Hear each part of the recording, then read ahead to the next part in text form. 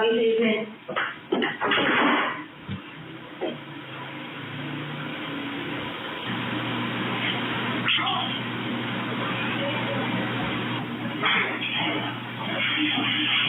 Miguel?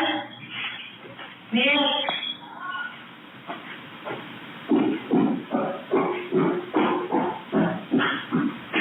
Bigla ako pinagpalit ni Tonyang ko ng damit.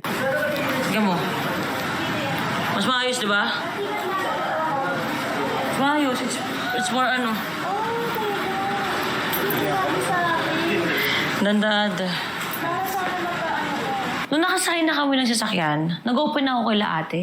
Sabi ko, bakit gano'n yung reaction mo kanina? Kasi mukha nila parang, Landon parang hindi sila natuwa, na natatawa na ewan. Nalilito ako. Parang mali ba ako ng desisyon? Mali ba ako ng piniling damit? Parang ganon. Tapos sinabi sa akin ni ate, di actually maganda pinili mong damit. Sabi ko, kasi ang baduy kasi ng damit ni Mikay, yung palagi siyang naka-jacket na parang pambolero, tapos nagdedress siya na wala siyang balakang, tapos yung tela, alam natin na cheap yung tela, sang haba na bago magtuhod. So, basta ang hirap i-explain palagi, pero sabi ko, ang baduy ng damit ni Mikay. Like, ayoko siya magbukhang tanga pag lalabas. Parang anyway, nagulat ako na sinabi ni Ate Marie sa akin. Sa totoo lang, gusto kong lumubog dun sa kotse, sa upuan. Sobrang nalungkot talaga ako kasi sabi niya, alam mo kapatid, kasi dapat ikaw nag-check talaga ng mga damit ni Mikay. Ikaw nagdedesisyon. Kung mimili siya, ikaw ang magturo sa kanya, ikaw mag-asikaso. Parang gano'n yung dating ni ate. Ikaw talaga dapat mamili, ikaw ang mag-asikaso. Yun yung punto. Noong time na yun,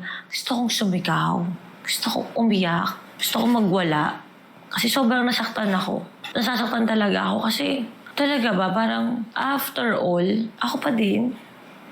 Pati yung maliit na bagay, ako pa din. Di ba ako nahihirapan? Parang nakakapagod.